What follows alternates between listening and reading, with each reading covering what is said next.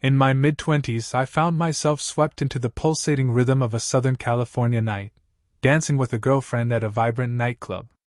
The air buzzed with excitement as the evening wore on, and as the clock neared 2 in the morning, we reluctantly made our way towards our car, the echoes of music still thumping in our ears.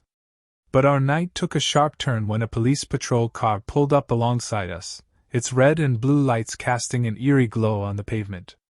2 young officers beckoned to us, asking if we were interested in joining a party.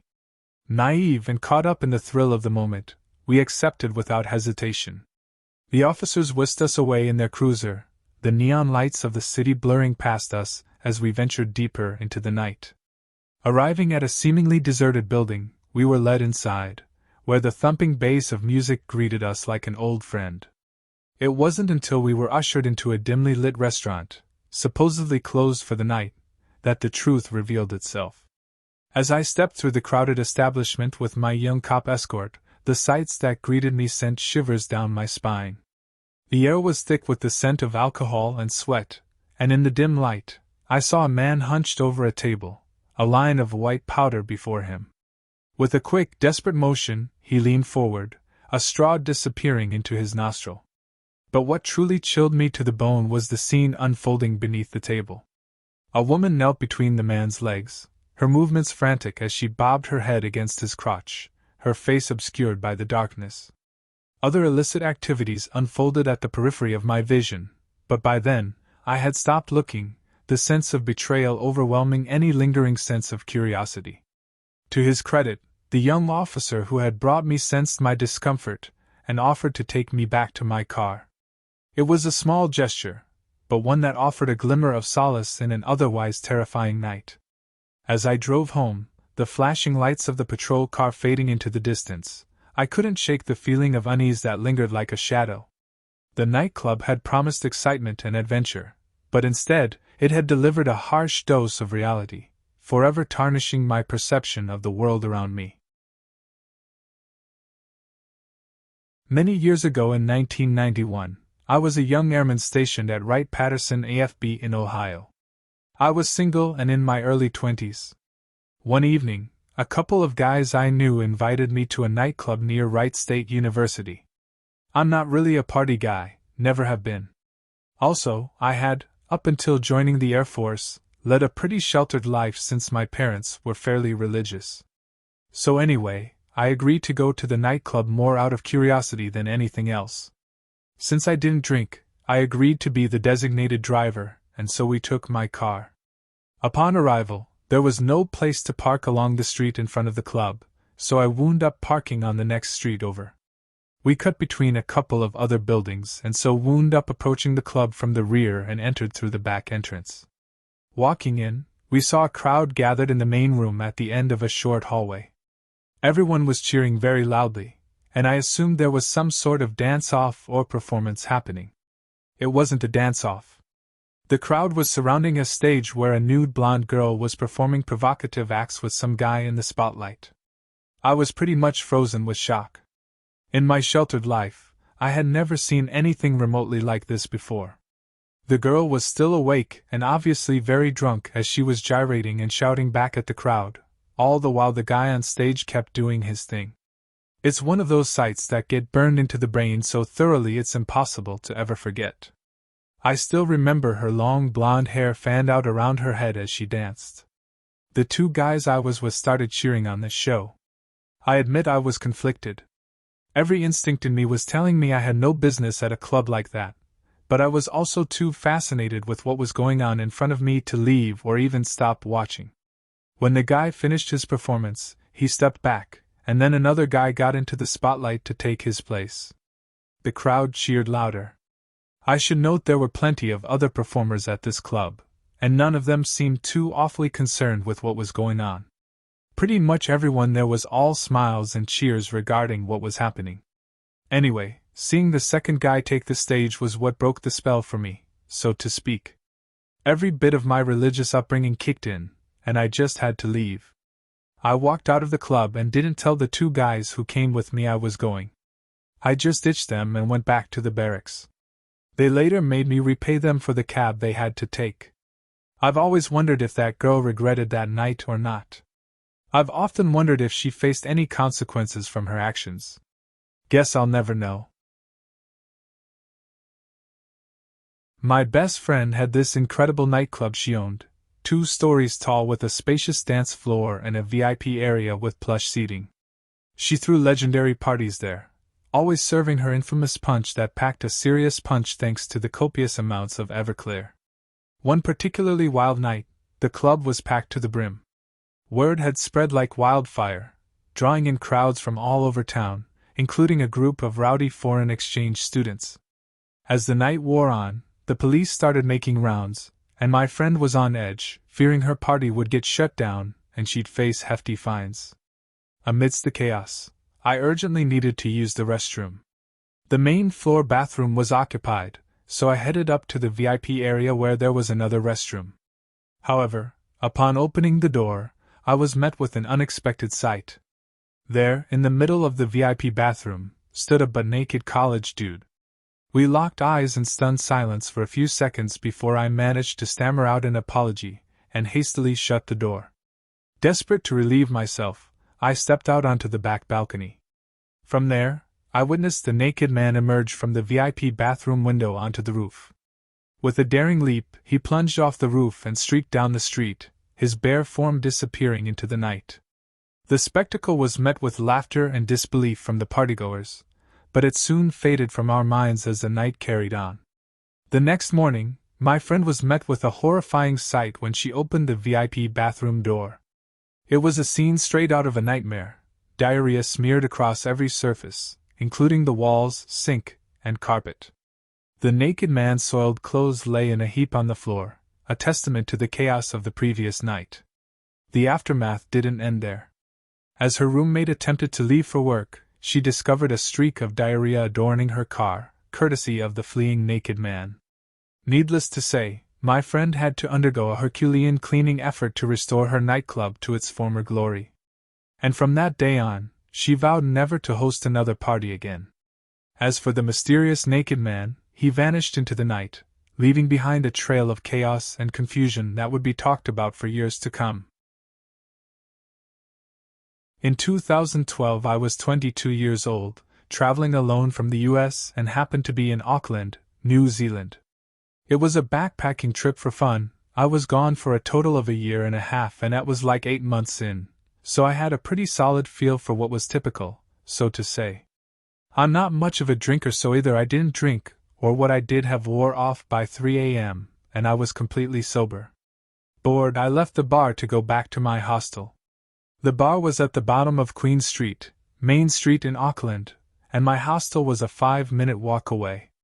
The streets and sidewalks were deserted besides me, and the guy across the street that excitedly waved at me while running over to me. Literally the biggest wave you can imagine, while smiling big and running over as if he had been waiting for me.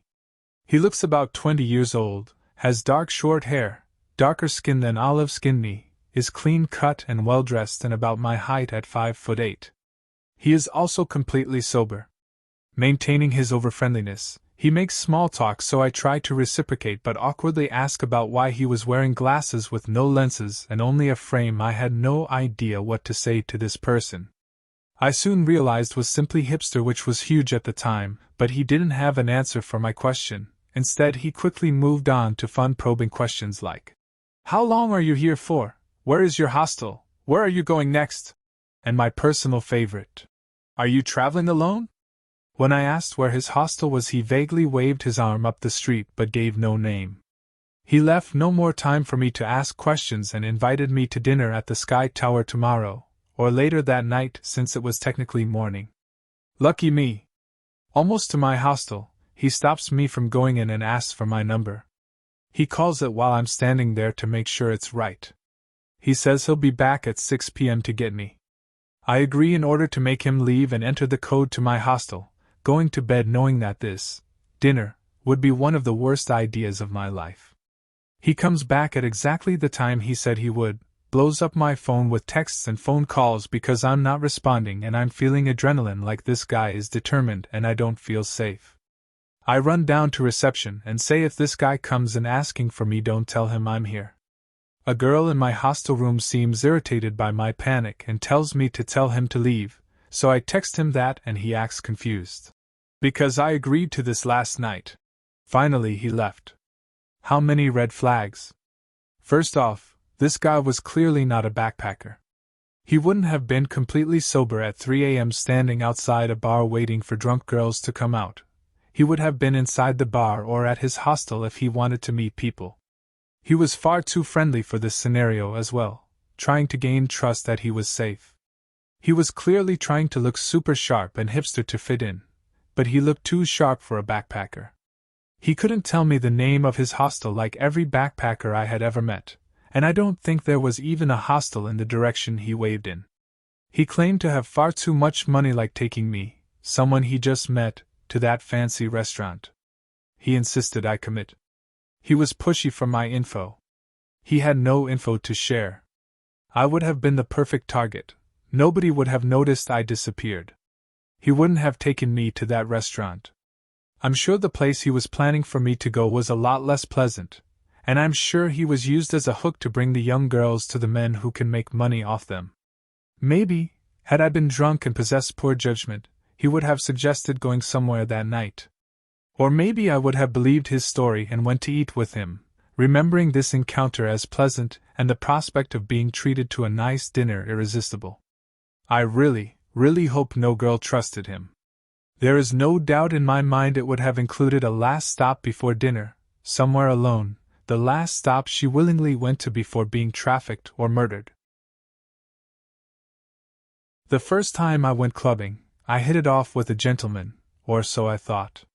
The music pulsed through the crowded club, and amidst the colorful lights and swirling bodies, we struck up a conversation. He seemed charming, and I felt comfortable chatting with him. But then, as the night progressed, his demeanor changed. He leaned in closer, his breath hot against my ear, and asked if he could bring me home that night. Alarm bells rang in my head, and I tried to back away, but he was persistent. Suddenly, his hands were on my butt, lifting me off my feet. Instinctively, I wrapped my legs around his body to prevent myself from falling backward. Panic surged through me as I kicked and yelled for him to put me down, but he ignored my protests. Instead, he dragged me into the club's dimly lit toilet cubicle, his grip tightening on my body. Inside the cramped space, he started unbuckling his jeans, his intentions clear. Fear coursed through me as I realized his intentions, and I knew I had to get out of there. I struggled against his grasp, desperate to break free from his hold. Then, salvation came in the form of the club's bouncer. He banged on the door, demanding to know what was going on inside. With a surge of relief, I seized the opportunity to escape. As soon as he released me, I darted out of the cubicle and fled the club, my heart pounding in my chest. In the safety of the cab ride home, I couldn't shake the feeling of dirtiness and shame that enveloped me. Despite knowing it wasn't my fault, I couldn't help but blame myself for leading him on and putting myself in such a dangerous situation. This terrifying experience served as a harsh wake-up call, reminding me of the dangers that can lurk in the shadows of nightlife. It's a memory that continues to haunt me, a stark reminder to always trust my instincts and prioritize my safety above all else in unfamiliar environments.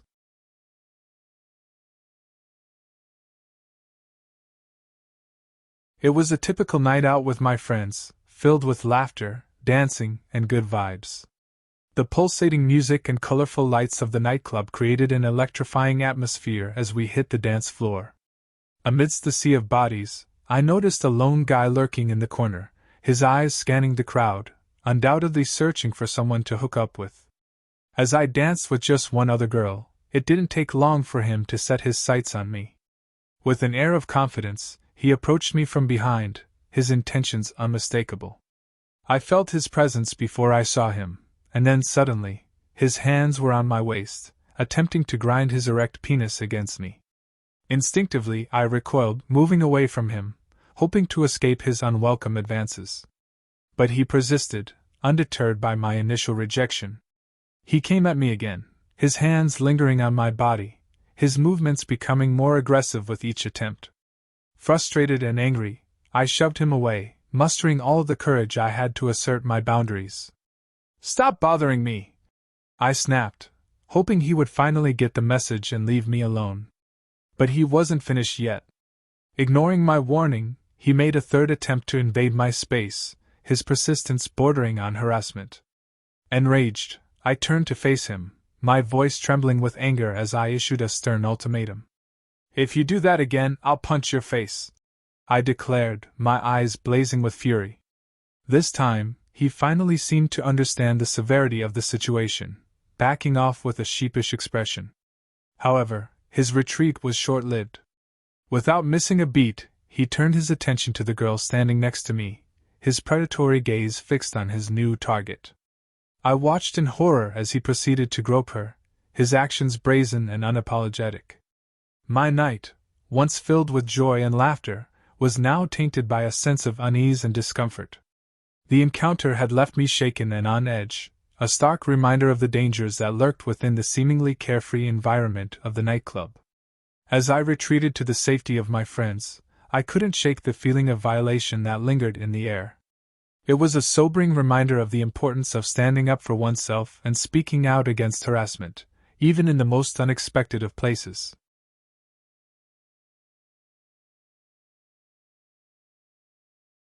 As my friends disappeared into the crowd, leaving me momentarily alone on the pulsating dance floor, I felt a surge of excitement mixed with a hint of apprehension. Lost in the sea of moving bodies and flashing lights, I tried to soak in the energy of the nightclub atmosphere. However, my solitude was short-lived as a girl from the neighboring group caught sight of me and made her way over with determined strides. With a mischievous glint in her eyes, she extended her hand towards me, beckoning me to join her on the elevated podium nearby. Despite my polite refusals, she persisted, her enthusiasm undeterred by my reluctance. Feeling a sense of obligation to appease her, I reluctantly acquiesced and allowed her to lead me onto the podium, where the music pulsed louder and the lights danced more frenetically. No sooner had I stepped onto the raised platform than she began to gyrate against me, her movements aggressive and unapologetic. Caught off guard by her sudden intimacy, I found myself frozen in awkward uncertainty, unsure of how to react to the unexpected situation unfolding before me. "OMG, you're so sexy!" she exclaimed, her voice barely audible above the thumping bass of the music. Her words echoed in my ears, drowning out the cacophony of sounds that surrounded us. I offered a tentative smile, hoping to diffuse the tension that hung heavy in the air. Just as abruptly as she had appeared, she announced her departure, her demeanor shifting from bold to fleeting in the blink of an eye. With a hasty hug and an impulsive kiss on my cheek, she bid me farewell, leaving me bewildered and slightly disoriented in her wake. But her parting words lingered in the air, a promise laden with flirtatious intent and a hint of mystery. "I'll come back for you," she whispered, her breath warm against my skin as she pressed a fleeting kiss to the back of my hand before disappearing into the crowd. As I watched her recede into the distance, her figure melting into the throng of revelers, I couldn't help but feel a sense of relief mingled with lingering discomfort. Her drunken advances and persistent demeanor had left me feeling unsettled and out of place in the pulsating chaos of the nightclub scene. Reflecting on the encounter later, I couldn't shake the feeling of unease that had settled in the pit of my stomach. It was a reminder of the unpredictable nature of social interactions and the importance of setting boundaries, even in the most unexpected of circumstances. While not inherently frightening or horrifying, the story explores the nuances of interpersonal dynamics in a nightclub setting, capturing the discomfort and uncertainty that can arise when boundaries are blurred and personal space is invaded.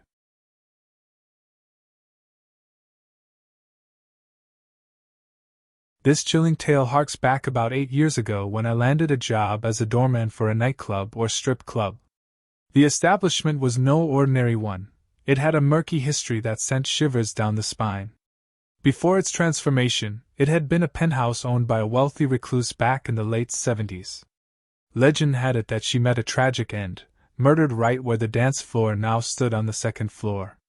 From the moment I set foot in that place, an ominous feeling settled over me like a heavy cloak. At first, I chalked it up to nerves, the typical jitters of starting a new job.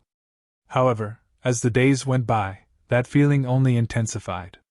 One fateful night, As my shift neared its end, and we were ushering the last of the patrons out, something inexplicable occurred. A wine glass inexplicably flew off the rack, hurtling towards our table and shattering upon impact with the floor. My manager, unperturbed, casually remarked that the old lady must be upset about something. Confused, I inquired, "Who?" "The old lady," he replied cryptically, referring to the deceased recluse. Desperate to leave, I forced a laugh, brushing off the incident, though deep down, I was rattled to the core. In the days that followed, it became evident that the spirit of the old recluse harbored a deep-seated animosity towards me. Her spectral presence made itself known, appearing as a menacing reflection in mirrors on the stage where the dancers performed, her gaze filled with malevolence. Despite my growing unease, I soldiered on, hoping against hope that her haunting would cease. But my hopes were shattered when she unleashed her full fury upon me in a series of terrifying encounters. The climax came one closing time when the manager instructed me to check the bathrooms for any lingering patrons. As I entered the empty male restroom, a sense of foreboding gripped me. My nerves were further frayed as I cautiously proceeded to the female restroom. Announcing my presence, I began checking each stall, my heart pounding with trepidation. As I approached the last stall, I spotted 2 feet beneath the door. Assuming it was a drunk patron who had passed out, I knocked loudly, calling out, "Miss, are you okay?" No response. Growing increasingly concerned, I feared she might need medical assistance. Summoning my courage, I pushed open the door, only to be confronted by a sight that would haunt me for the rest of my days. Standing before me was a woman, her eyes hollow sockets devoid of life. A blood-curdling scream tore through the air as she lunged towards me, a specter of pure terror. The next thing I knew, I awoke on the cold tile floor, my manager kneeling beside me, his face pale with shock. He had heard the unearthly scream that pierced the night, a sound that echoed the depths of our souls. To this day, neither of us can bring ourselves to speak of that harrowing encounter. The memory lingers like a dark shadow, a grim reminder of the horrors that lurk within the confines of that accursed nightclub. I've had a diverse range of experiences in the vibrant atmosphere of late-night club gatherings. From the electrifying beats on the dance floor to the intimate conversations shared in dimly lit corners, each night holds its own unique memories. It all began at a high school party I reluctantly attended at 16, right after a breakup. The thumping bass and flashing lights set the stage for a game of spin the bottle, where fate led to a kiss with a girl from my class. That moment sparked a realization, leading me on a journey of self-discovery and eventually to my first girlfriend. In college, the scene shifted to vibrant house parties and underground clubs, where the music was loud, the drinks flowed freely, and the camaraderie was palpable. Amidst the haze of smoke and laughter, I found solace and belonging with my closest friends, forming bonds that felt like family. There were wild nights where inhibitions faded and passions ignited, where connections were forged under the neon glow of the dance floor. And then there were the quieter moments, stolen away in secluded corners, where whispers turned into secrets shared and friendships deepened. Even the challenging experiences, like the night I experimented with shrooms in a remote club in the hills, had their own allure. Despite the hallucinations and fear, the support of my friends transformed the journey into a surreal adventure, leaving me with memories that still linger in the depths of my mind. As I reminisce on those nights, the pulsing rhythm of the nightclub beckons, a reminder of the thrill and excitement that once filled my veins. Though those days may be behind me, the memories remain, a testament to the power of connection and the magic of late-night revelry. A decade ago, I held the reins at a bustling recreational center, often working late into the night. One Friday, my wife buzzed with excitement about a block party just steps away from our home. Despite drowning in work, I promised to join after 10 p.m., urging her to enjoy herself in the meantime. As my tasks wrapped up earlier than anticipated, I seized the opportunity to leave the office around 8 p.m., aiming to catch the tail end of the revelry. The neighborhood pulsed with energy as I parked amidst a sea of cars and laughter, the neighbor's house ablaze with lights and music. Navigating through the crowd, I exchanged greetings with familiar faces, scanning for my wife's presence. Oddly, she had already departed, a fact that gnawed at me. Determined to lure her back, I made my way home. But upon stepping inside, the ambience shifted from anticipation to dread. A cacophony of unsettling sounds emanated from the bedroom, accompanied by labored breathing. Fear and confusion gripped me as I approached, bracing myself for what awaited. In the dimly lit room, the sight before me shattered my world. Tears welled in my eyes as I bore witness to a scene of betrayal, my wife entangled with another man. Despite her feeble attempts to justify, I knew our bond had irreparably fractured. That weekend, I gathered my belongings and sought refuge in the solitude of a small apartment. The memory of that fateful night, forever branded in my mind, serves as a chilling reminder of the darkness lurking beneath the glittering facade of the nightclub scene. Growing up in a small town and later relocating to another similarly sized community at the age of 18, I became accustomed to the generally affable and close-knit atmosphere that characterized such locales. It's almost ironic how, despite the numerous lectures and warnings about the perils of substance abuse delivered throughout my school years, the topic of date rape drugs was conspicuously absent from the curriculum. On one particular night, everything seemed to be going swimmingly. I was out enjoying myself, not with the intention of overindulging, but simply to unwind with a couple of drinks. As the evening progressed, a conversation struck up between myself and a fellow patron at the nightclub. We engaged in light banter, and before long, he extended the offer to buy me another drink. Without giving it much thought, I accepted his gesture of apparent generosity. However, as I reached the halfway point of my drink, an unsettling sensation began to wash over me.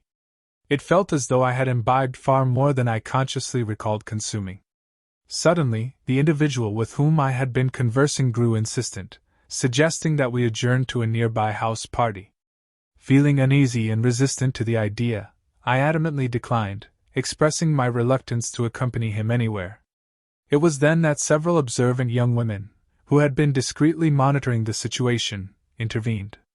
Sensing my distress, they approached and inquired about my well-being, offering their assistance and suggesting that someone accompany me home. Although I found myself unable to recall my precise residential address, I was cognizant of the fact that my roommate was working a night shift in the vicinity. Gratefully, these compassionate individuals escorted me to my roommate's workplace, where they also kindly explained the circumstances of my predicament. The following day dawned with the harsh reality of a debilitating hangover, exacerbated by an acute sensitivity to even the faintest glimmer of light. In the aftermath of this harrowing ordeal, I discovered from the nightclub staff that they harbored suspicions regarding the identity of the individual in question. Regrettably, however, their hands were tied by the absence of irrefutable evidence. This revelation served as a stark reminder of the inherent vulnerability one may unwittingly encounter within the confines of seemingly innocuous social settings. In the mid-1970s, I spent a summer working in a beach resort town in New Jersey, USA, alongside my girlfriend. During our nights off, we often ventured out to explore the bars and clubs in the area. One establishment that captured our interest was a small, tucked-away Irish-themed nightclub nestled in a back alley. Despite its unassuming exterior, the drinks were affordable, and the atmosphere was welcoming, drawing us back time and time again.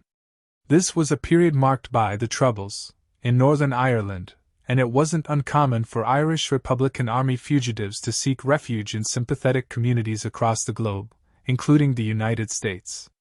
As someone with a mixed ancestry, about a quarter Irish, a third English, and a mix of several others, I felt a connection to the complex historical backdrop. Proud of my diverse heritage, which included an English surname tracing back to an ancestor who arrived in America nearly 400 years ago, I embraced the inclusive spirit of my ancestors. One bustling night at the nightclub, my girlfriend and I found ourselves seated at a round table meant for 8, alongside another young couple and 2 men with unmistakable Irish accents. As we exchanged pleasantries, the conversation took an unexpected turn when the men next to me began taunting me about my Brit name, their demeanor growing increasingly hostile. Suddenly, the atmosphere was shattered by the sound of a shattering bottle at the far end of the bar. Before we could react, a man vaulted over our table, sending it crashing to the ground. In a heartbeat, chaos engulfed the nightclub, with bloodshed and destruction unfolding in a frenzied blur. While no one lay wounded on the floor, the aftermath revealed several patrons in need of medical attention, including the young woman seated beside my girlfriend, who bore a deep gash on her arm. The instigators, as well as the men who had directed their aggression toward me, had vanished into the night, leaving behind a scene of mayhem and uncertainty. Haunted by the harrowing events of that evening, my girlfriend and I made a mutual decision never to return to that nightclub, our once pleasant memories tarnished by the specter of violence and unrest. Hey there! I'm new but putting my all into sharing real horror stories. Your support is my motivation. Please like, share, and subscribe to my channel. Your comments mean the world to me. Let's make this journey together.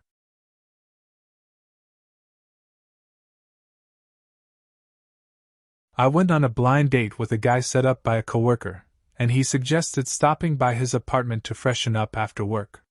Naively, I agreed, thinking nothing of it. But once inside his apartment, his demeanor changed. He became forceful, trying to kiss and touch me against my will. I resisted, pushing him away, but he persisted, overpowering me and dragging me toward his bedroom. Terrified and feeling utterly helpless, I struggled against him, realizing I might not be able to prevent what I feared was coming next. Just as he ripped the front of my blouse, his roommate barged in, shocked at the scene unfolding before him.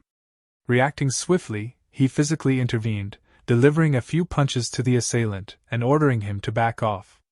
Grateful for the unexpected rescue, I allowed the roommate to lead me out of the apartment. He explained that this wasn't the first time his roommate had behaved this way, and he offered to drive me home to ensure my safety. Relieved to be away from the danger, I thanked him profusely, feeling a sense of security in his presence. However, my relief was short-lived. A few weeks later, I found myself attending a party near my home. Despite my attempts to shake off the feeling of being followed, I couldn't shake the sense of unease creeping over me. As I left the party and began driving home, I noticed a familiar car tailing me closely. It was the same man who had tried to assault me. Fear gripping me once again, I abandoned my original plan of heading home, afraid he might discover where I lived. Instead, I sped onto the freeway, weaving through traffic in a desperate attempt to lose him. After a tense pursuit, a police car finally intervened, pulling me over to ensure my safety. Although shaken and furious at the lack of immediate action against my assailant, I was grateful to have escaped unharmed once again. Despite the terror I had endured, I never saw him again, and I vowed to remain vigilant against any potential threats in the future.